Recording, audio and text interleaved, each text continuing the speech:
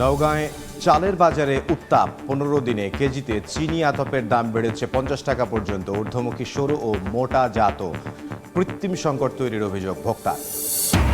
তীব্র গ্যাস সংকটে ঘুরছে না মেশিনের চাকা, ব্যাহত শিল্প কারখানার উৎপাদন। ডিজেল ব্যবহারে বাড়ছে খরচ, সিএনজি ফিলিং স্টেশনেও ভোগান্তি। 8 থেকে 10 দিনে সংকট নিরসনের আশা।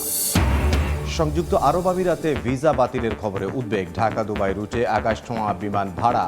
দেশে এসে চরম বিপাকে প্রবাসীরা, সমস্যা নিরসনে সরকারের হস্তক্ষেপ দাবি। এবং বিশ্ববাজারে বাড়ছে সূর্যমুখী ও পাম অয়েলের দাম। জনবল সংকটে মালয়েশিয়ায় উৎপাদন ব্যাহতের শঙ্কা। বিদেশি শ্রমিক কোটা চালু হলে সমাধানের আশা।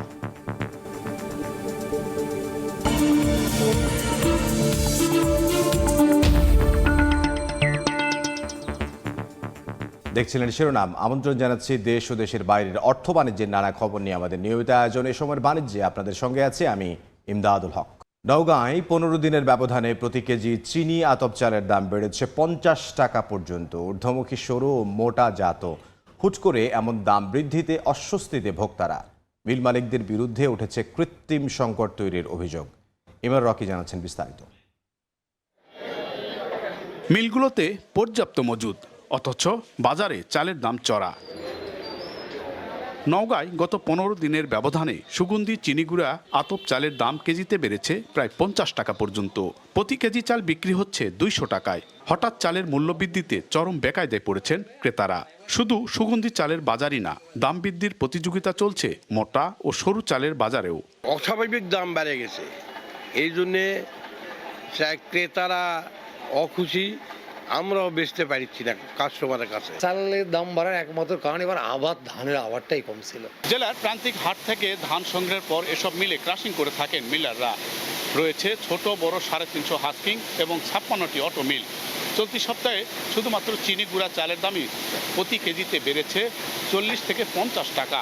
অন্যদিকে অন্যান্য যেসব সরু জাতের চাল রয়েছে সব ক্ষেত্রেই বাড়তি দরের প্রভাব। ভোক্তাদের অভিযোগ, চাল মজুত করে বাজারে কৃত্রিম সংকট তৈরি করছেন মিলাররা। তবে ব্যবসায়ীদের দাবি, সুগন্ধি চাল রপ্তানি বাড়ায় স্থানীয় বাজারে এর প্রভাব ফেলছে।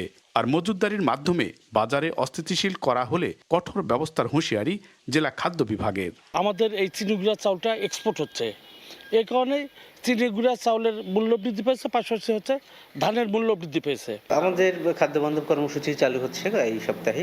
চাল বিতরণ শুরু হলে এই বাড়তিটাও কমে যাবে। এছাড়া তদারকি অব্যাহত আছে, কোথাও অবৈধ মজুদ পাওয়া গেলে বা অতিরিক্ত পাওয়া গেলে সে বিষয়ে আমরা ব্যবস্থা গ্রহণ করব। কৃষি বিভাগের তথ্য মতে গত মৌসুমে জেলায় 70,000 হেক্টর জমিতে সুগন্ধি চিনিগুড়া আতপ ধানের আবাদ হয়। আর উৎপাদন লক্ষ্যমাত্রা ছিল 4,50,000 মেট্রিক টন।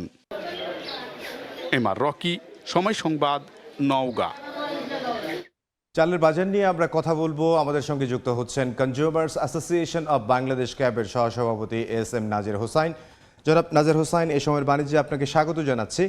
এই যে চালের বাজার হঠাৎ করেই বেড়ে যাচ্ছে, 15 দিনের ব্যবধানে আমরা দেখছি যে একটি চালের দাম 50 টাকা বেড়ে গেছে। এই যে অস্থিরতা, এটা আসলে নিরসনের উপায়টা কি? অনেকেই মিল মালিকদেরকে দুষছেন।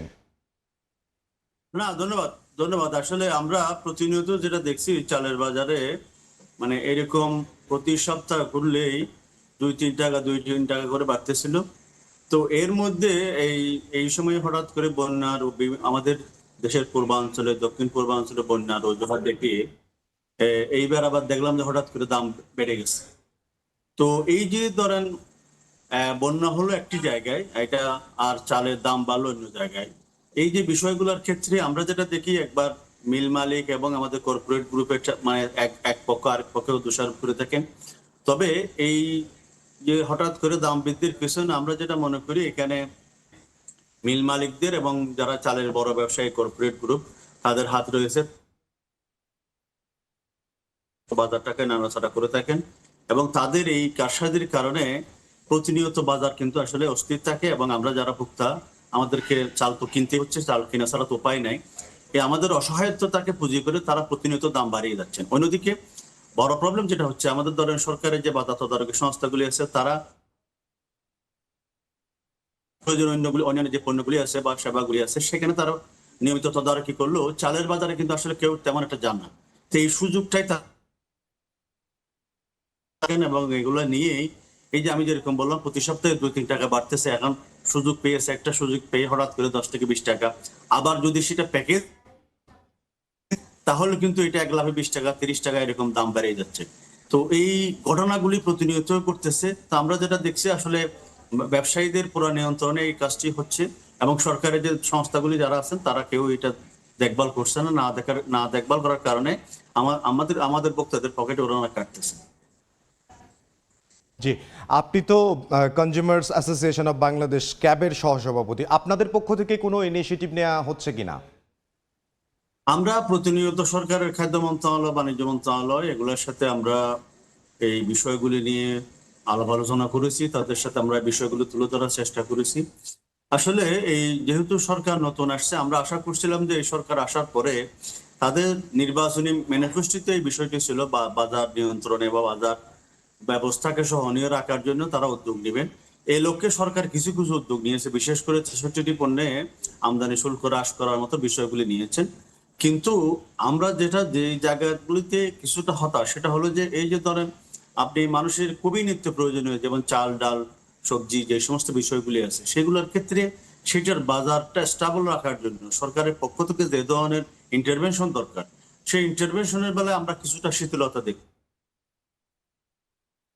তার কারণে মানে সরকারের মানে এই ব্যবসায়ীরা কিন্তু সুযোগগুলো নিচ্ছে। যেমন ধরেন অন্যান্য সময় আমরা যেটা দেখতাম এরকম চালের বাজার ধরেন অস্থির হলে অথবা অন্যান্য বাজারগুলি অস্থির হলে সরকারের তদারকি সংস্থাগুলি জোরদার করা হয়, এবং একই সাথে টিসিবির মাধ্যমে ওএমএস এর মাধ্যমে এরকম এই বিষয়গুলি কিন্তু দেখা যাচ্ছে টিসিবির ট্রাক সেল অথবা টিসিবির এমনি ফ্যামিলি কার্ডের যে বিষয়গুলি আছে এগুলি আছে, কিন্তু এগুলি যেভাবে থাকা দরকার সেভাবে কিন্তু না, যে পরিমাণে যে অ্যাঙ্গেলে থাকা দরকার সেরকম না থাকে থেকে কিন্তু কাঙ্ক্ষিত যে সুবিধা সেগুলো পাওয়া যাচ্ছে না। আপনি ধরেন টিসিবির একজন বেনিফিশিয়ারি, তাকে টিসিবি থেকে মাল নেওয়ার পরেও বা অথবা ওএমএস এর যেভাবে কার্যক্রমগুলো জোরদার করা দরকার ছিল সেরকম না হয়ে ওএমএস থেকে যারা বেনিফিশিয়ারি তাদেরকে আবার বাজার থেকে চাল কিনে হচ্ছে। যদি আসলে এগুলোর কারণে যেই কার্যক্রমগুলো আছে এই কার্যক্রমগুলো আরো ত্বরান্বিত করা সেটা তো একটা ব্যাপার, কিন্তু মোটা জাতের যে চালগুলো রয়েছে সেগুলোর দামও বৃদ্ধি পেয়েছে এবং সিন্ডিকেটের যে একটা ব্যাপার আছে সেটা কি আসলে ভেঙে ফেলা উচিত কিনা? না, সিন্ডিকেট ভাঙার কথা তো আমরা প্রায় সময় বলতেছি, কিন্তু সরকারের যারা তদারকি সংস্থা তারা তো সিন্ডিকেট তো মানে ওনাদের চোখে তো সিন্ডিকেট দেখা যায় না। প্রবলেম দিয়ে সেই জায়গায় আমরা যেটা বলছিলাম যে সিন্ডিকেটটা অনেকে মনে করে এটা কোনো জড় পদার্থ, আসলে এটা কোনো জড় পদার্থ নয়। সিন্ডিকেট হলো কিছু মানুষের চক্রান্ত ষড়যন্ত্র, এগুলো একযুগ হয়ে তারা এই বাজারে সাপ্লাইটা নিয়ন্ত্রণ করে দামটা নিয়ন্ত্রণ করে, এটাই হলো সিন্ডিকেট। এখন এগুলোর সাথে কারা জড়িত? আমাদের গোয়েন্দা সংস্থাগুলো এগুলো প্রতিনিয়ত তথ্যগুলো দিচ্ছেন, সাংবাদিকরা তথ্য দিচ্ছেন, কিন্তু সরকারের পক্ষ থেকে দেখেও না দেখার মতো বান করে থাকলে তো আসলে সিন্ডিকেট ভাঙা সম্ভব হবে না। আমরা যেটা চাই যে এখানে সরকার রাজনৈতিকভাবে বিষয়গুলোকে চিন্তা করবে, ক্ষমতাসীন দলের কোনো নেতাকে ব্যবহার করে তারা যেন এই ধরনের অপকর্মগুলি করতে না পারে, সেই জন্য সরকারের শীর্ষ মহল থেকে এই ধরনের নির্দেশনা আসা উচিত যে কোনো ধরনের অনৈতিক কর্মকাণ্ড ব্যবহার করতে পারবে না, এরকম একটা ইনস্ট্রাকশন থাকলে হয়তো সিন্ডিকেট ভাঙা সহজ হবে। আদারওয়াইজ এখন ধরেন যারা আইন প্রয়োগ করবে তারা দেখে যে এই লোক যদি ক্ষমতাসীন দলের সাথে সংশ্লিষ্ট হয় তখন তার ব্যাপারে তারা কোনো কথা বলতে রাজি নয়, তখন কিন্তু সিন্ডিকেট ভাঙার বিষয়টা আসলে একদম মানে ধামা চাপা পড়ে যায়। তো সেই কারণে সরকারের রাজনৈতিক সদিচ্ছা দরকার বলে আমরা মনে করি। জি, আপনাকে অসংখ্য ধন্যবাদ। কনজিউমার অ্যাসোসিয়েশন অফ বাংলাদেশ ক্যাবের সহসভাপতি এস.এম. নাজের হুসাইন আমাদের সঙ্গে যুক্ত হচ্ছিলেন এবং তিনি আমাদেরকে জানাচ্ছিলেন যে চালের বাজারের যে সিন্ডিকেট রয়েছে বা চালের বাজার পরিস্থিতি নিয়ে আমাদেরকে বিস্তারিত জানাচ্ছেন কিভাবে এটি সমাধান করা যায়। এই মুহূর্তে আমরা একটু দিনাজপুরে যেতে যাই। বাহাদুর বাজার চালের মোকামে আছেন আমাদের সহকর্মী গোলাম নবী দুলাল। দুলাল, আপনার কাছে কি তথ্য রয়েছে সবশেষ?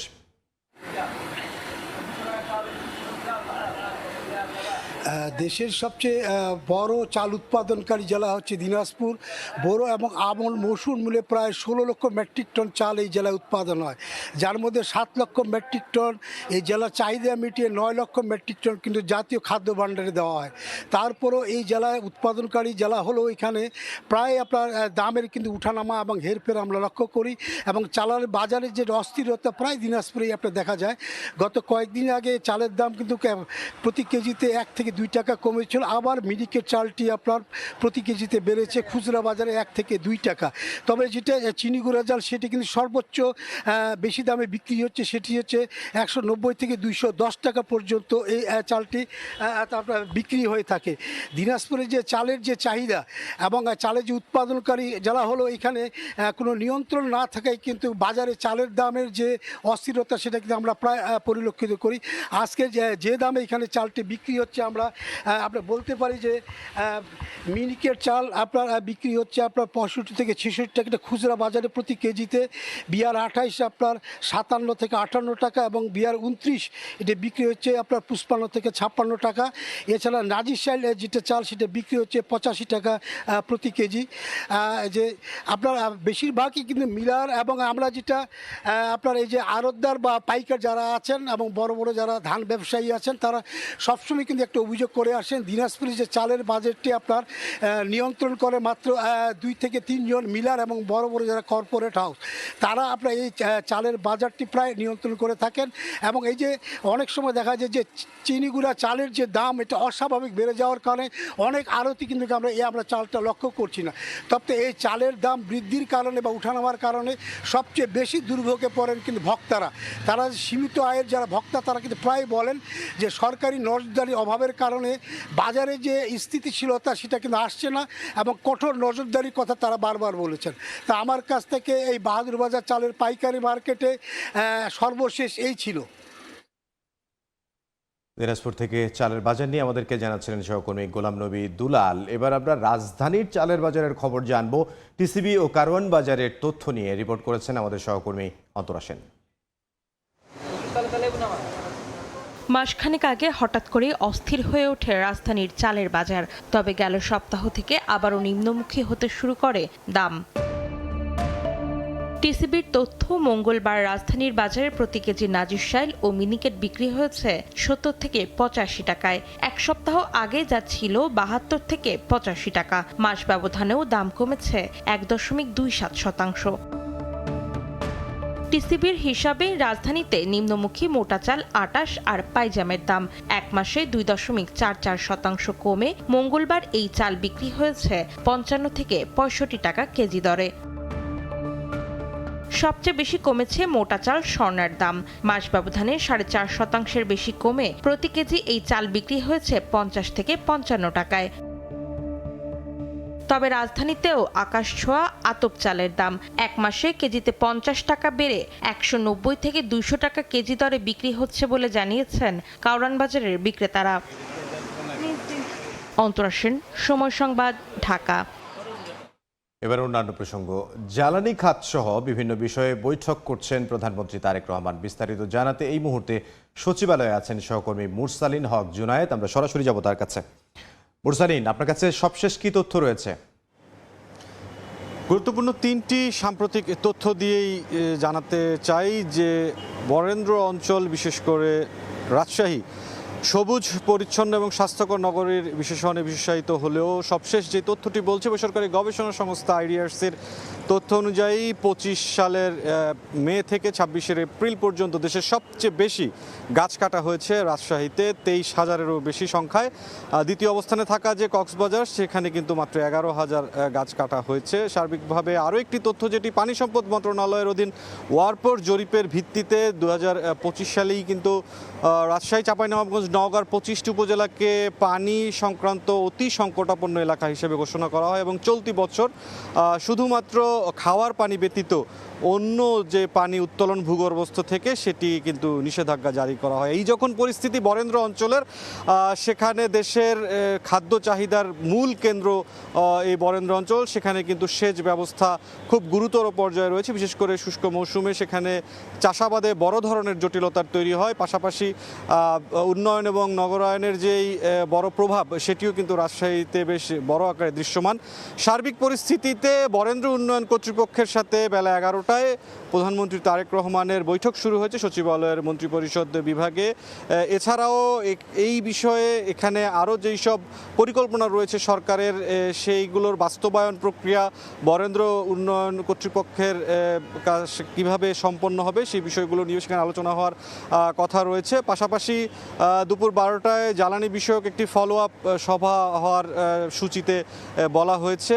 এরপরেই ভূমিকম্প বিষয়ককে প্রতিরোধ বিষয়ক কিন্তু আরও একটি সভা করবেন। সার্বিকভাবে বেশ কিছু গুরুত্বপূর্ণ সভা এবং ব্যস্ততম সূচি নিয়েই সচিবালয়ের প্রধানমন্ত্রী তারেক রহমান তার কার্যক্রম চালিয়ে যাচ্ছেন। এই ছিল সচিবালয় থেকে সবশেষ পরিস্থিতি।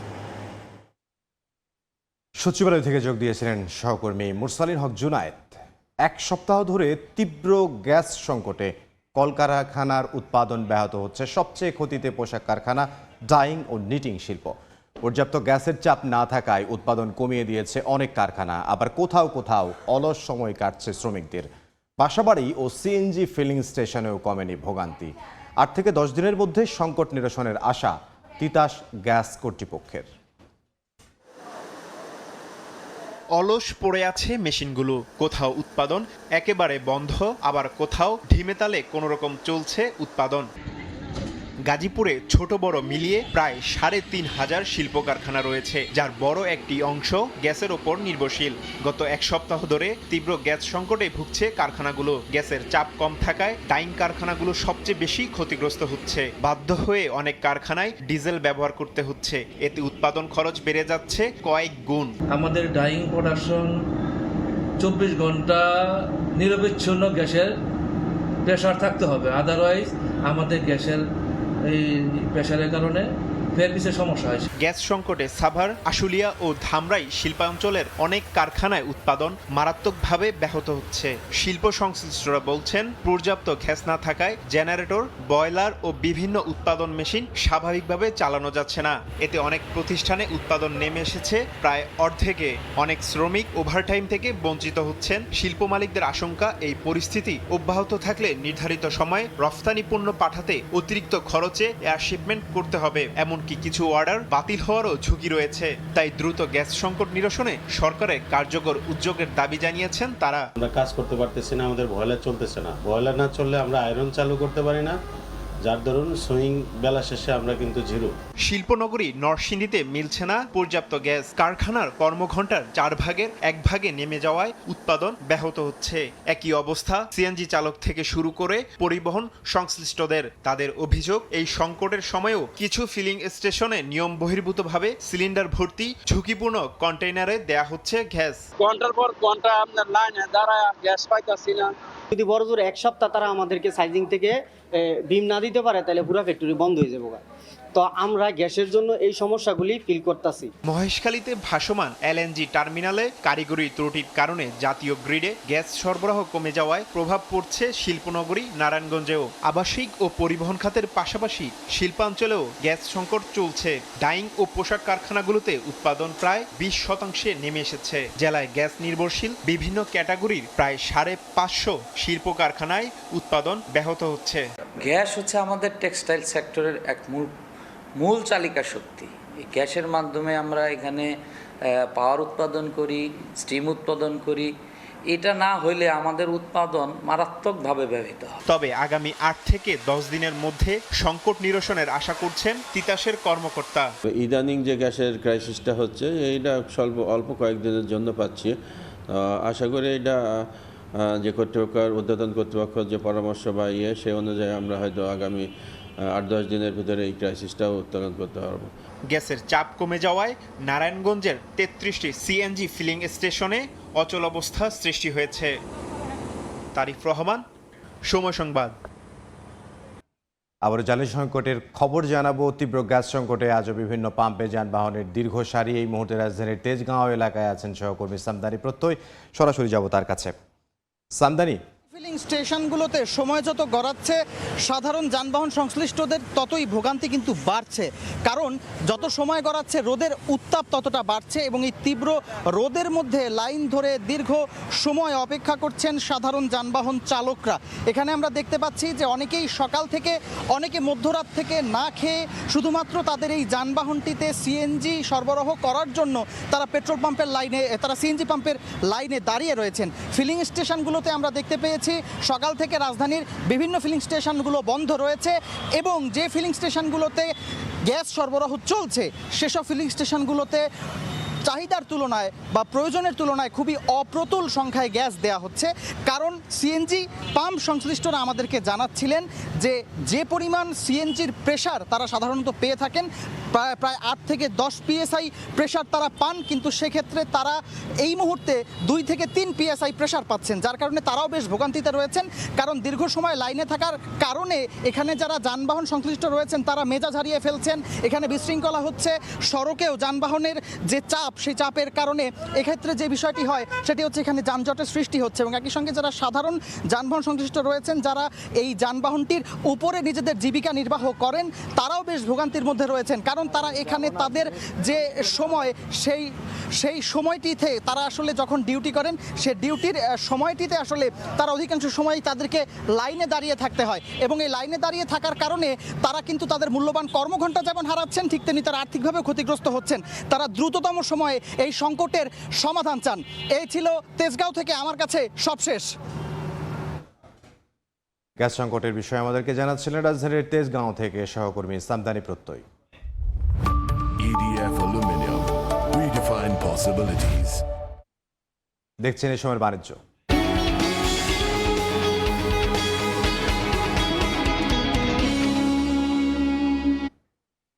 এই পর্যায়ে জানবো পুঁজিবাজারের খবর। বিস্তারিত জানাতে চলে যাব ঢাকা স্টক এক্সচেঞ্জ ডিএসসির ওয়েবসাইটে। ডিএসসির ওয়েবসাইটে আমরা শুরুতেই যেটি দেখতে পাচ্ছি, ডিএসসির প্রধান সূচক ৫,৯25.54 পয়েন্টে অবস্থান করছে এবং ডিএসসি সরিয়া সূচক যেটি রয়েছে সেটি আসলে অবস্থান করছে ১,২০৪ পয়েন্টে এবং ডিএসসি বাছাই সূচক সেটি ২,২২৬ পয়েন্টের উপরে অবস্থান করছে। এবং এ পর্যন্ত যে কোম্পানিগুলোর শেয়ার লেনদেন হয়েছে তার মধ্যে সর্বমোট ৫৬,০৯০টি কোম্পানির শেয়ার লেনদেন হয়েছে। তার মধ্যে ২৩৮টি কোম্পানির শেয়ারের বাজার বেড়েছে, দাম বেড়েছে, আর ৮৩টি কোম্পানির শেয়ারের দাম কমেছে এবং অপরিবর্তিত রয়েছে ৬৬টি কোম্পানির শেয়ারের দাম। এবং আমরা দেখতে পাচ্ছি যে সকাল থেকেই 3টি সূচকই ঊর্ধ্বমুখী প্রবণতার মধ্য দিয়ে শুরু হয়েছে। এবং আমরা একটু দেখতে চাই এবং আপনাদেরকে জানাতে চাই কোম্পানির যে শেয়ারগুলো আসলে সবচেয়ে বেশি বিক্রি হচ্ছে এবং যারা একেবারে টপে অবস্থান করছে তার মধ্যে একেবারে শুরুতেই আমরা দেখতে পাচ্ছি 1 নম্বরে অবস্থান করছে অ্যাগ্রো ডেনিম, যার প্রতিটি শেয়ার সর্বোচ্চ দাম 25 টাকা 50 পয়সা এবং এখনও সেটি 25 টাকা 50 পয়সায় বিক্রি হচ্ছে এবং 23 টাকা 80 পয়সায় সর্বনিম্ন বিক্রি হচ্ছে এবং গতকালকে 23 টাকা 20 পয়সায় যার প্রতিটি শেয়ার বিক্রি হয়েছে। এবং সাইহাম টেক্সটাইল লিমিটেডের প্রতিটি শেয়ার 23 টাকা 20 পয়সায় বিক্রি হচ্ছে এবং সর্বোচ্চ দামই এটি 23 টাকা 20 পয়সা এবং সর্বনিম্ন 21 টাকা 70 পয়সায় বিক্রি হয়েছে এবং গতকালকে 21 টাকা 10 পয়সায় প্রতিটি শেয়ার বিক্রি হয়েছে সাইহাম টেক্স লিমিটেডের। এবং ব্রিটিশ আমেরিকান টোবাকো বাংলাদেশ কোম্পানির প্রতিটি শেয়ার 252 টাকা 30 পয়সায় বিক্রি হচ্ছে এবং সর্বোচ্চ 256 টাকা 80 পয়সায় বিক্রি হয়েছে এবং গতকাল সর্বনিম্ন 241 টাকা 50 পয়সায় বিক্রি হয়েছে এবং গতকালকে এটি আসলে এই সর্বনিম্ন দাম যেটি রয়েছে 241 টাকা 50 পয়সা, সেই 241 টাকা 50 পয়সায় বিক্রি হয়েছে। ডিএসসির ওয়েবসাইট থেকে আমরা আসলে আপনাদেরকে জানাচ্ছিলাম প্রতিটি শেয়ার, কোন কোম্পানির শেয়ার সবচেয়ে বেশি দামে বিক্রি হচ্ছে এবং কোন কোম্পানির শেয়ারের কি অবস্থা সেটি আসলে আপনাদেরকে জানাচ্ছিলাম। এবার বন্দর বাণিজ্যের খবর।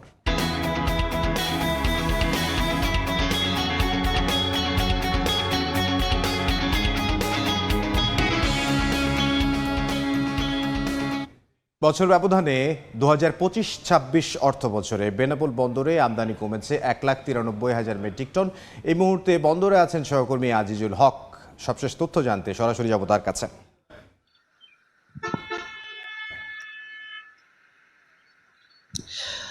2024-এর 5 আগস্টের আগে অর্থাৎ স্বাভাবিক সময় প্রতিদিন বেনাপোল বন্দর দিয়ে ভারত থেকে আমদানি হতো 500 থেকে 600 ট্রাক বিভিন্ন ধরনের পণ্য, আর বাংলাদেশি পণ্য ভারতে রপ্তানি হতো 250 থেকে 300 ট্রাক পণ্য। তবে আমরা দেখতে পেয়েছি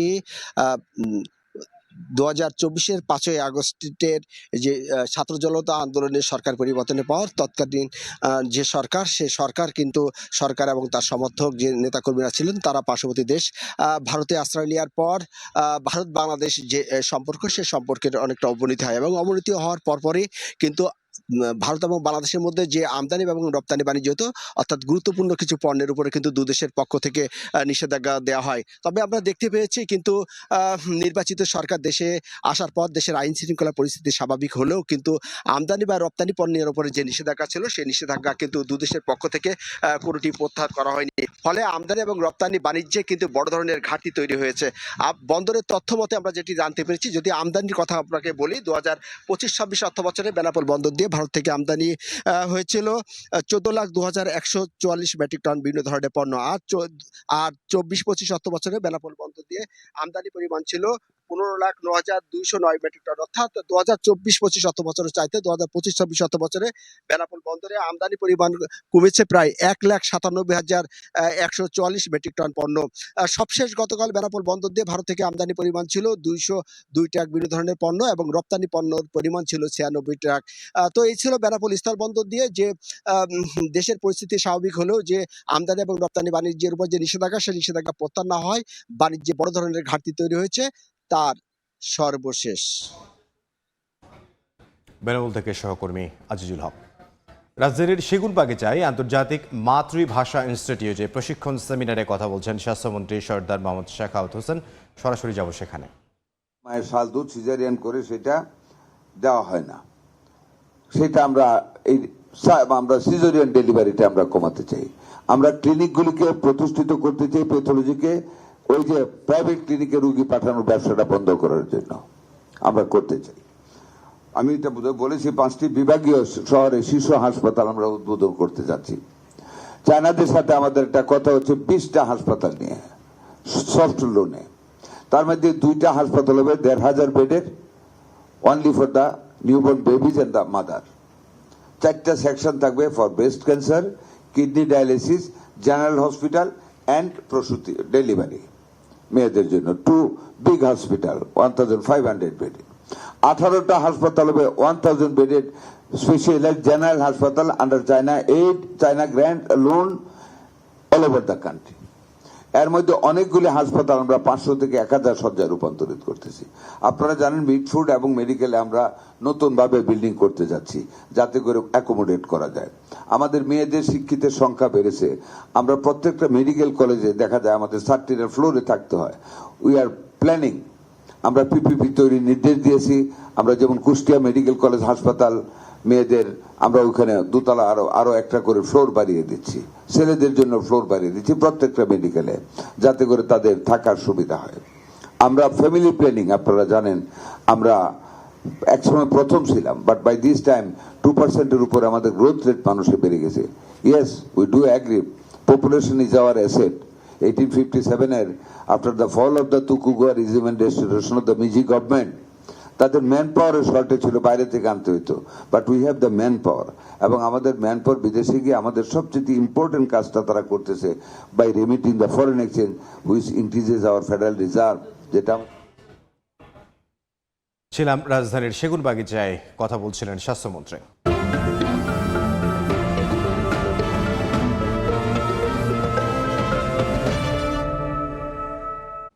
পানি প্রবাহ না থাকায় নাটোরের চলন বিল ভরে গেছে কচুরিপানায়। এতে প্রভাব পড়েছে প্রায় 30,000 হেক্টর আবাদি জমির উপর। ব্যাহত হচ্ছে নৌকা চলাচলেও। অবশ্য আগাছা হিসেবে থাকা কচুরিপানাকে জৈব সারে রূপান্তর করার চেষ্টা চলছে বলে জানিয়েছে স্থানীয় কৃষি বিভাগ। আলমামুনের পাঠানো তথ্য এবং রুকনুজ্জামানের তোলা ছবিতে রিপোর্ট। দেখে বিস্তীর্ণ মাঠ মনে হলেও এটি চলন বিলের বর্তমান অবস্থা। কচুরিপানায় ঢেকে গেছে পুরো বিল। চলন বিলের নাটোরের সিংড়া ও গুরুদাসপুর অংশ জুড়ে আবদ্ধ কচুরিপানায়। এতে বন্ধ হয়ে গেছে পানি প্রবাহ, যার প্রভাব পড়েছে প্রায় 30,000 হেক্টর আবাদি জমির উপর। শুষ্ক মৌসুমে কচুরিপানা সরিয়ে আবাদ করতে ভোগান্তি পোহাতে হবে কৃষকদের। এজন্য পানি প্রবাহ সচল রাখতে সরকারকে উদ্যোগ নেওয়ার অনুরোধ জানান তারা। দীর্ঘ 10 বছর হলে খুব প্রভাব ভুগছি, আমাদের আবাদ করা খুব কষ্ট। 5 থেকে 7,000 টাকা লাগে আমাদের এই কচুরিপানা সাফ করতে। সরকারের কাছে দাবি এটা যেন কোনো একটা ব্যবস্থাপনা করে চলন বিল এলাকার মানুষের জন্য। এদিকে চলন বিলে কচুরিপানা থাকায় নৌকা নিয়ে ঘুরতে পারছেন না পর্যটকরা। চলন বিলে আসছি পানি দেখতে, তবে কচুরি পানা ছাড়া আর কিছু দেখা যাচ্ছে না এখানে। নৌকালে একটু ঘুরতে সবারই একটু সমস্যা হচ্ছে, সৌন্দর্য অনেকটা নষ্ট হচ্ছে আমাদের। অবশ্য চলন বিলের কচুরি পানাকে জৈব সারে পরিণত করতে প্রয়োজনীয় উদ্যোগ নিচ্ছে স্থানীয় কৃষি বিভাগ। কচুরি পানা অপসারণ করার জন্য আমরা বিভিন্ন ধরনের উদ্যোগ নিয়ে স্থানীয় পর্যায়ে স্থানীয় লোকজন এবং প্রশাসনের সহযোগিতায় এছাড়া কিভাবে বৃহৎ অংশের কচুরি পানাগুলো সার করা যায় সেই বিষয়টি নিয়ে আমরা চিন্তা ভাবনা করছি। প্রায় 22 বর্গ কিলোমিটার দৈর্ঘ্যের চলন বিলের মধ্যে সিংড়া ও গুরুদাসপুর উপজেলায় প্রায় 13 বর্গ কিলোমিটার পড়েছে। সময় সংবাদ, নাটোর। সময় উপযোগী সিদ্ধান্ত না নেয়ার কারণে শিল্প খাতে গ্যাসের সংকট দেখা দিয়েছে বলে মনে করেন Bangladesh textile mills association BTM এর সভাপতি শওকত আজিজ রাসেল।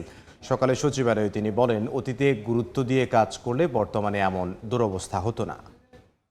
গ্যাসের যে সংকটটা আছে এটা তো নতুন সংকট না, এটা অনেক পূর্বের।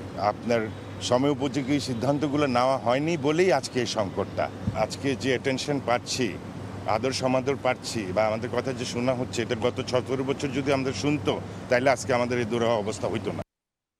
বাংলাদেশ ও মালয়েশিয়ার যৌথ উদ্যোগে রাজধানীর ঢাকা ক্লাবে অনুষ্ঠিত হয়েছে শিক্ষা, দক্ষতা উন্নয়ন ও কর্মসংস্থান বিষয়ক আন্তর্জাতিক সেমিনার।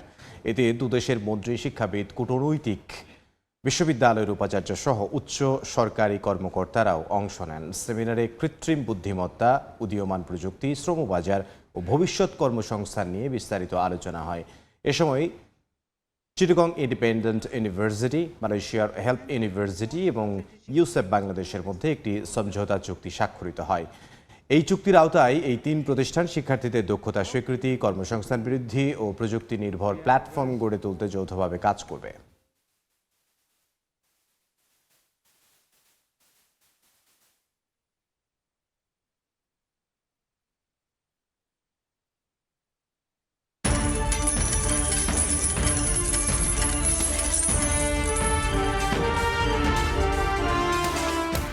যুক্তরাষ্ট্র ইরান সংঘাত সাময়িকভাবে স্থগিতের খবরে নিম্নমুখী ভোজ্য তেলের বিশ্ববাজার কমেছে। সয়াবিন বীজ ও ক্যানোলার দর, তবে ঊর্ধ্বমুখী পাম আর সূর্যমুখী তেলের দাম। ইরান যুক্তরাষ্ট্র উত্তেজনায় গেল কয়েক সপ্তাহ ধরেই ঊর্ধ্বমুখী ছিল ভোজ্য তেলের বিশ্ববাজার। তবে সাময়িকভাবে যুদ্ধ স্থগিতের খবরে ভূরাজনৈতিক ঝুঁকি কমার সঙ্গে সঙ্গে কমেছে মূল্যস্ফীতির আশঙ্কাও, আর তার প্রভাব পড়তে শুরু করেছে ভোজ্য তেলের দামে। এছাড়া বাড়তি মজুতের কারণেও কমতে শুরু করেছে ভোজ্য তেলের দাম। দ্য ট্রেডিং ইকোনমিক্সের তথ্য, সপ্তাহ ব্যবধানে 2% কমেছে সয়াবিন বীজের দাম। প্রতি বুশেল অপরিশোধিত সয়াবিন বিক্রি হচ্ছে $12.09। নিম্নমুখী ক্যানোলার দামও এক সপ্তাহে 4.36% কমে প্রতি টন ক্যানোলা বিক্রি হচ্ছে $558.74। এদিকে রপ্তানি চাহিদা বেড়ে যাওয়ায় ঊর্ধ্বমুখী পাম তেলের দাম এক মাসে 1.78% আর সপ্তাহে 0.69% বেড়ে প্রতি টন পাম তেল বিক্রি হচ্ছে $1135.57। ঊর্ধ্বমুখী সূর্যমুখী তেলের দর মাস ব্যবধানে 5.55% বেড়ে প্রতি টন এই তেল বিক্রি হয়েছে $1736। অন্তরা সেন, সময় সংবাদ। ভিসা বাতিল হওয়ার খবরে ঢাকা, দুবাই, আবুধাবি ও শারজাহ রুটে চলাচলকারী উড়োজাহাজের ভাড়া বেড়ে গেছে কয়েক গুণ। এতে বিপাকে পড়েছেন সংযুক্ত আরব আমিরাতে প্রবাসী বাংলাদেশিরা। সমস্যা সমাধানে বাংলাদেশ সরকারকে পদক্ষেপ নেয়ার আহ্বান জানিয়েছেন তারা। শিবলি আল সাদিকের রিপোর্ট। সংযুক্ত আরব আমিরাতে বসবাসরত প্রবাসী বাংলাদেশিদের মধ্যে ভিসা বাতিল নিয়ে তীব্র উদ্বেগ তৈরি হয়েছে। এই সংকটের মধ্যেই মরার উপর খরার ঘা হয়ে দেখা দিয়েছে অতিরিক্ত বিমান ভাড়া। দুটি সমস্যার সম্মিলিত প্রভাবে প্রবাসীদের মধ্যে আতঙ্ক বিরাজ করছে। অটো ক্যান্সেলেশনের কারণে এয়ারপোর্ট থেকে অনেক প্রবাসী ফেরত গিয়েছেন, অনেকে আতঙ্কিত হচ্ছেন, যার কারণে অনেকে তাড়াহুড়ো করে আসার চেষ্টা করছেন, অনেকে আবার টিকিট ক্যান্সেল করার চেষ্টা করছেন। এর সাথে অনেক লোক ফিরে আসার কারণে টিকিটের চাপটি বেশি হয়েছে আর কি। ট্রাভেল অ্যান্ড ট্যুরিজম কোম্পানিগুলো জানিয়েছে ভিসা বাতিলের খবরে দেশে অবস্থানরত অনেক প্রবাসী দ্রুত আমিরাতে ফিরে আসার চেষ্টা করছেন।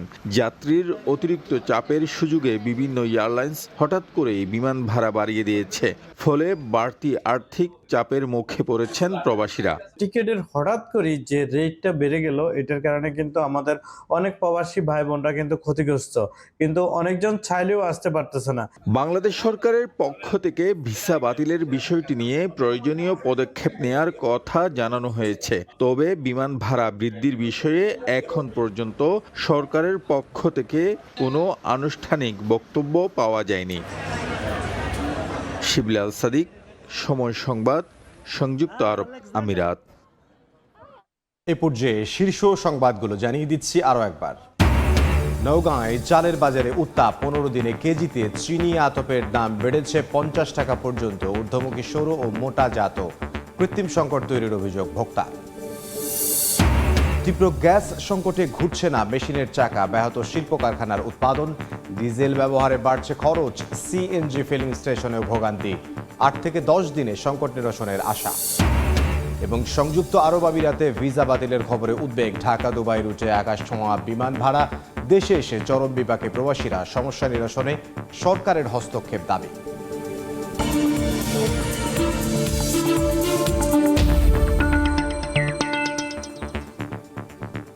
এই ছিল এই সময়ের বাণিজ্যে। এরপর দুপুর 12টার সময় সংবাদ নিয়ে আসছি কিছুক্ষণ পর, সঙ্গে থাকুন সময়।